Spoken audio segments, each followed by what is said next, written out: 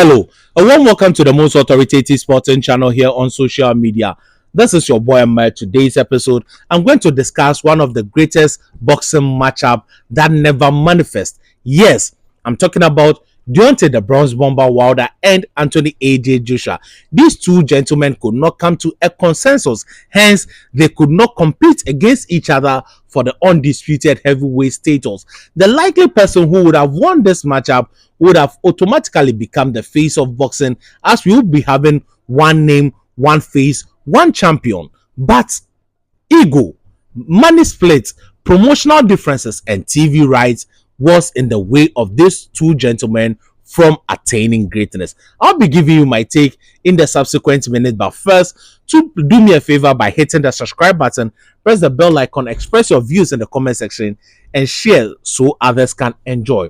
Now, as the saying goes, make hay whilst the sun shines. Anthony AJ Joshua and Deontay the Bronze Bomber Wilder did not take that opportunity whilst it was available to them. And fast forward, they were defeated by Alexander the Cat Usyk and Tyson the Gypsy King Fury, and hence their career has now been on the downfall, especially with Deontay the Bronze Bomber Wilder. He is on a free downflow whilst Anthony AJ Joshua is trying to ravage himself and get back into championship position and compete against Daniel Dynamite Dubois on the 21st of September at the Wembley Sports Stadium.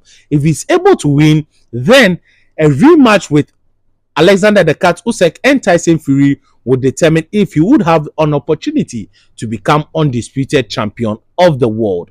Now, this is how complicated things has gotten. Whilst these two men one-on-one could have made greatness by facing each other in the squared circle. All the same, His Excellency Teki Al-Sheikh wanted them to face each other, and later on, Deontay the Bronze Bomber Wilder ended up losing to Joseph Parker. Hence, it plays a dent in a potential fight between these two in recent times as it was tried to be organized. I don't see the fights happening anymore. I don't see the reason why Anthony AJ Joshua would be wanting to fight Deontay the Bronze Bomber Wilder, because they are now on a different career path, as Anthony AJ Joshua is seeking to become a three-time heavyweight champion, whilst Deontay the Bronze Bomber Wilder is trying to return to winning ways. It is likely that Deontay the Bronze Bomber Wilder would be returning, and his opponent has not officially been confirmed, but that would be his last opportunity to turn back the hands of time. If he's able to, then we can start talking about him and Anthony AJ Joshua. But one thing young boxers should learn from these two guys is that they should strike when the iron is hot. These two guys could have made over 1.5 million pay-per-view buys, and they would both have made the highest money in their career, no matter how much the split was. I think that Team Matchroom wanted to control the whole affair, whilst Team BBC wanted to control the whole affair. Whilst the boxers themselves were throwing shades at each other, offering each other some BS contracts, Deontay the Bronze Bomber Wilder offering Anthony AJ Joshua an ultimatum of a $50 million contract, which he had not seen, but he should publicly accept it without reading the terms of the contract. Whilst the likes of Matchroom were offering Deontay the Bronze Bomber Wilder an 80-20 split, just because Anthony AJ Joshua had 3 of the belts and Deontay the Bronze Bomber Wilder had 1. If you go into negotiation with that level of mindset, you should know clearly that the other party is not going to accept it. Then the zone came in and offered Deontay the Bronze Bomber Wilder 120 million, but Deontay the Bronze Bomber Wilder was concerned because of ego, wanted to know how much Anthony AJ Joshua would be getting before he signs the contract. I don't really think that it mattered to him.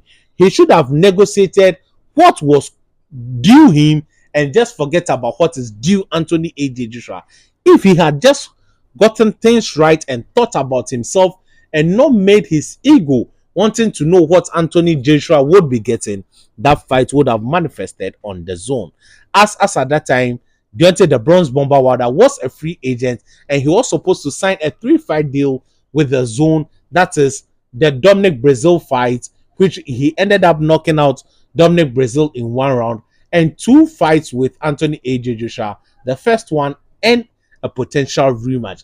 That would have made him $120 million, which Deontay the Bronze Bomber Wilder turned down. I believe Anthony AJ Joshua would have been getting, it was rumored that he was also getting $150 million with a similar terms of arrangement. If these two had put ego aside, I think that their names would be cast in stone in the history of boxing. Yes, Deontay the Bronze Bomber Wilder has 10 title defenses, but whom did he defend the title against? Now, Anthony AJ Joshua also, there were 4 top dogs in your era. You have only faced one of them. That is Alexander the Cat Usyk, and you even lost that fight. That is, the 4 top dogs were he, Anthony AJ Joshua, Alexander the Cat Usyk, Tyson the Gypsy King Fury, and Deontay the Bronze Bomber Wilder. He has not fought Wilder. He has not fought Tyson. He has fought Usyk twice, which he has lost both fights. So, what is it that we would remember you for? You've beat the likes of Vladimir Klitschko, but Klitschko, we all know, was not in his prime. And that is the massive win on his career. Pervolkin was not in his prime, though he is a good name on your record. Dalian the Body Snatcher White, he was also not in his prime. So there are a lot of question marks about Anthony AJ Joshua's win. I'm not criticizing him, but a fight with Deontay the Bronze Bomber Wilder would have given no human being a chance to criticize the resume of Anthony AJ Joshua, as he would have fought the potentials and have conquered the best in Wilder as at that time.